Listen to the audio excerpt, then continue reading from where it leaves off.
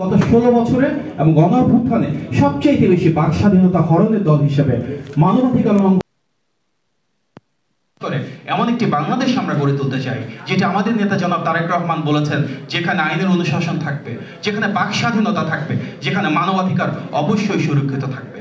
এটি যে শুধু কথার কথা না, তার প্রমাণ বাংলাদেশের ইতিহাসে বিএনপি একমাত্র রাজনৈতিক দল যার প্রতিটি সরকারের সময় আমরা সেই ট্র্যাক রেকর্ড দেখেছি। শহীদ প্রেসিডেন্ট জিয়াউর রহমান এমন একটি বাংলাদেশ পেয়েছিলেন যেখানে 4টা ছাড়া সব সংবাদপত্র বন্ধ ছিল, তিনি সেগুলো উন্মোচিত করে সে বাক স্বাধীনতা প্রতিষ্ঠা করেছিলেন।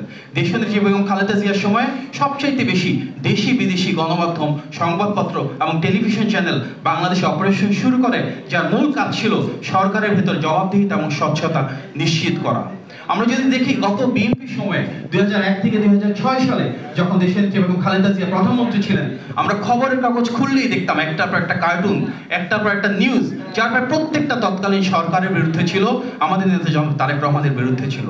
এমন সব অভিযোগ গত প্রায় 24 বছর ধরে করা হয়েছে, যা শুরু হয়েছিল বিএনপি রাষ্ট্র ক্ষমতায় থাকলে। সে অভিযোগ, সে অপপ্রচারের একটাও কেউ প্রমাণ করতে পারেনি, কেউ একটাও প্রমাণও করতে পারবে না, কারণ প্রত্যেকটাই ছিল ষড়যন্ত্র, যা শুরু হয়েছিল বিএনপি রাষ্ট্র পরিচালনায় দায়িত্বে থাকার সময় থেকে।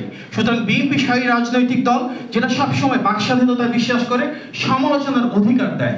আর তাই ইনশাল্লাহ সামনেও যে বাংলাদেশ আমরা পাবো, ইনশাল্লাহ জনগণের ভোটে নির্বাচিত সেই বিএনপি সরকারের 31 দফার আলোকে এমন একটি বাংলাদেশ আমরা গড়ে তুলবো, যেটা আমাদের নেতা জনাব তারেক রহমান বলেছেন, যেখানে ঐক্য থাকবে, সহাবস্থান থাকবে, সম্মানবোধ থাকবে, যার ভিত্তি হবে সবার আগে বাংলাদেশ, যেখানে প্রত্যেকটা ব্যক্তির রাষ্ট্রের যারা শীর্ষ পর্যায়ে রয়েছেন, প্রধানমন্ত্রী কিংবা রাষ্ট্রযন্ত্রকে প্রশ্নবিদ্ধ করার, বাস্তবসম্মত এবং যৌক্তিক সমালোচনা করার অধিকার থাকবে।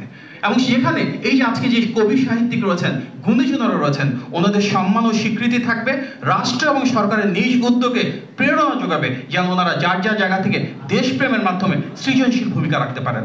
আজকের এই সুন্দর অনুষ্ঠানে আমাকে আমন্ত্রণ জানানোর জন্য আমি আমার দুজন শ্রদ্ধাভাজন বড় ভাই নুরুল ইসলাম মনি ভাই এবং মওদুদ আলম পাবেল ভাইকে এবং আপনাদের সবাইকে ধন্যবাদ জানিয়ে আমার বক্তব্য শেষ করছি। আসসালামু আলাইকুম।